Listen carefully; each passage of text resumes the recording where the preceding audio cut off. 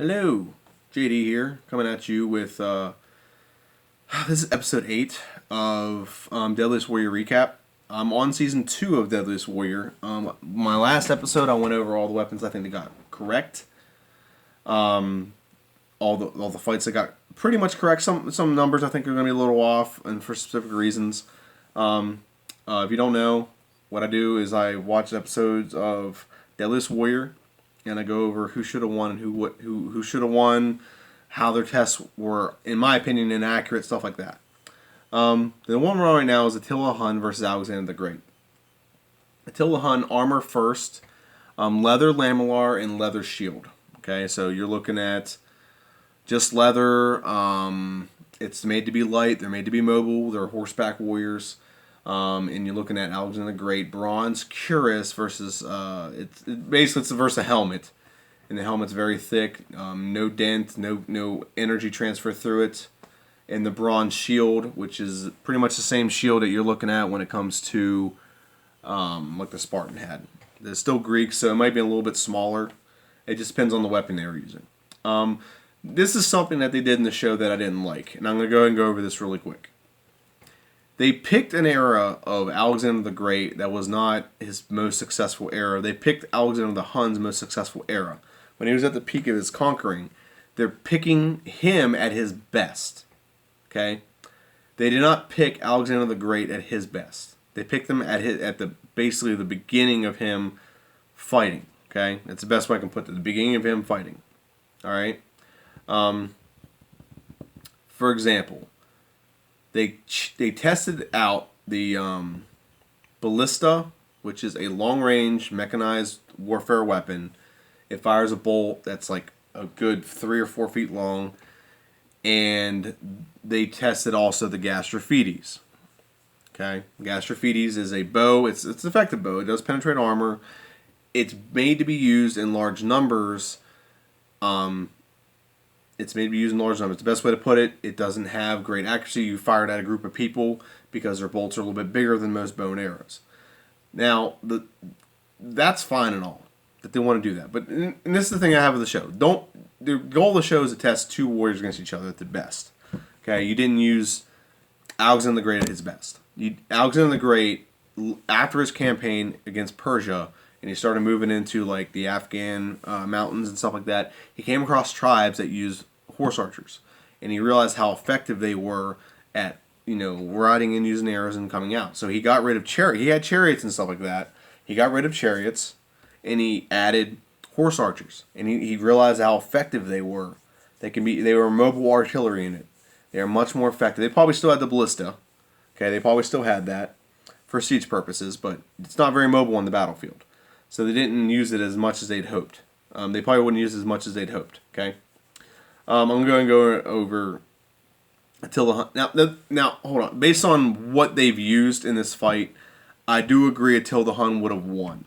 Okay, if you're looking at the Gastrophetes and the ballista, I do believe that Attila Hun would have won this battle.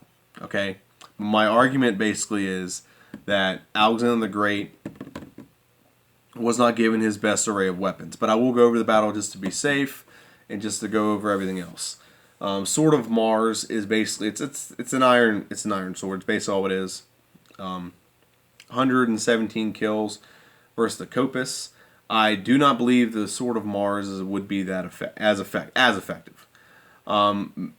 It was used on horseback, so that's where it was most effective, because you're going to be able to avoid the cuirass armor, the bronze cuirass armor, which can't be penetrated by a slashing sword. It may cost them 1 force trauma, which they did not test.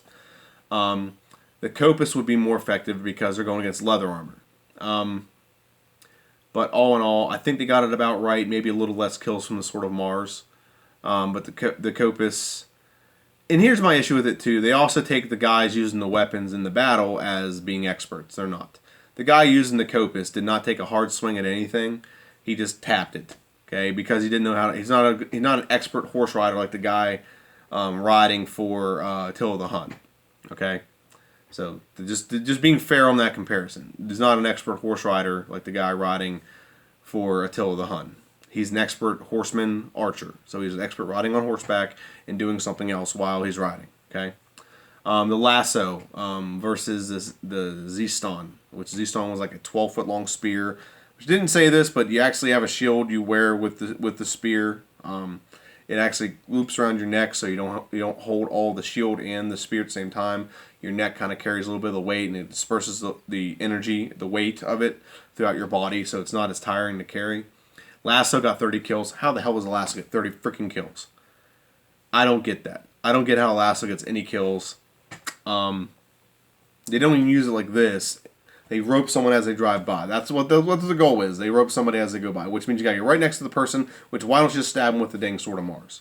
It's stupid. I'm sorry, it's stupid. Composite bow was the most effective weapon in this battle. I can't disagree with that. Because, one, it's very mobile. It's very mobile. Two, it's a composite. It's the bow has about 50-yard range. The ballista has range, does have the range, don't get me wrong, but it's not as accurate. Okay, and it takes forever to reload. You literally have one shot to kill Attila the Hun before he gets up to you and is able to shoot you with his arrows. Okay, so you're looking at a fighter that's not on horseback against a fighter that is on horseback. Usually the fighter on horseback is going to win that. The Z-Ston did get a lot of kills to counter that, but again, you got to look at you're not taking Alexander the Great at his best, okay?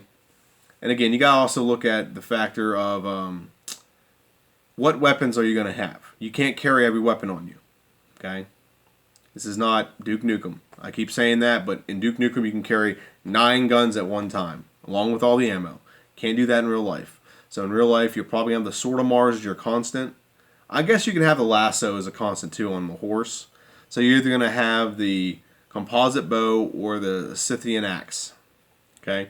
And if you have the Scythian axe, you're rendered a little bit useless against Alexander the Great, because then you have to ride by him and you have to stab him, and then you're hoping that he doesn't have any of his other weapons.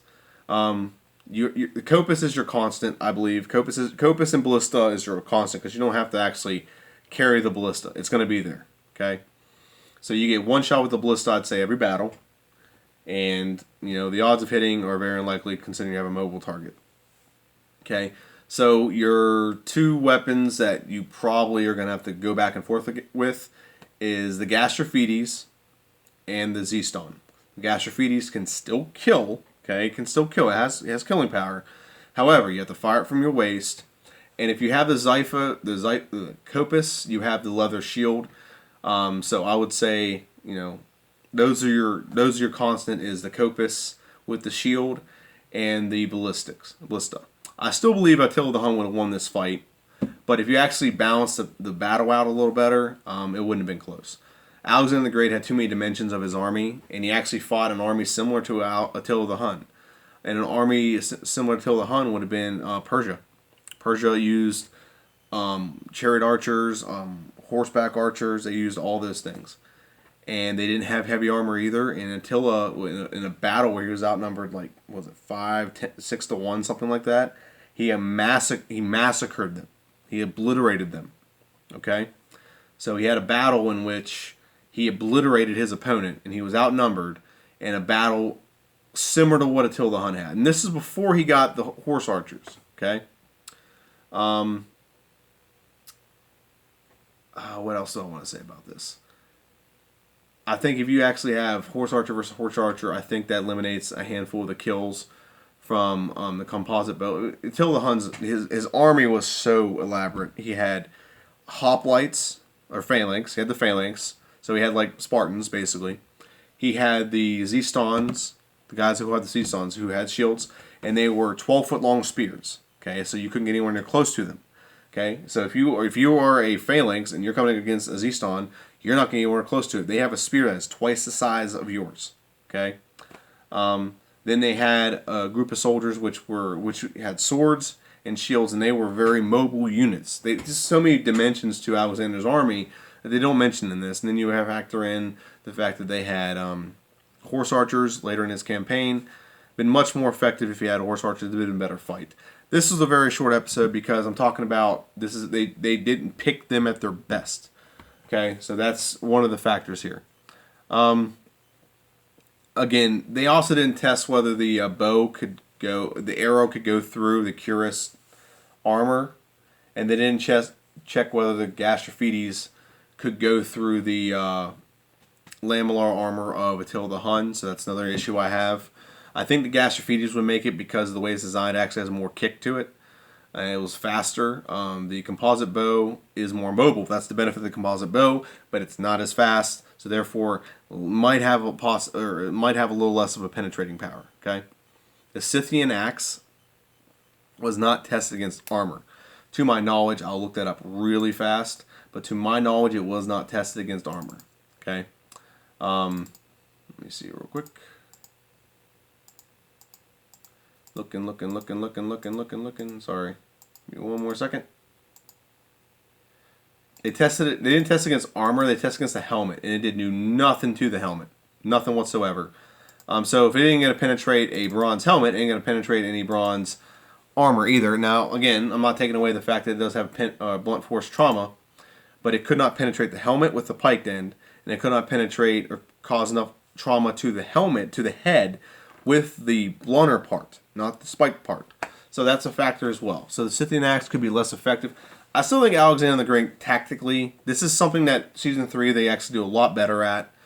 And I'll talk about Season 3 when I go to talk about Season 3. I only have 2 episodes in this season I'm going to talk about. Season 3 was so much better done, is the best way I can put it.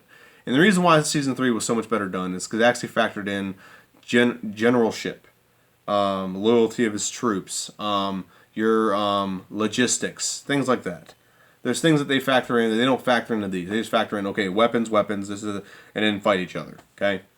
So that's it for this episode. This is a very short episode. I apologize. Next episode will actually be a lot more elaborate because this is one of the biggest pet peeves I have of this show is this next one.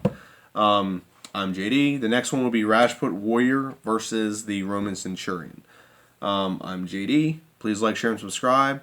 Without further ado, that's it. See you.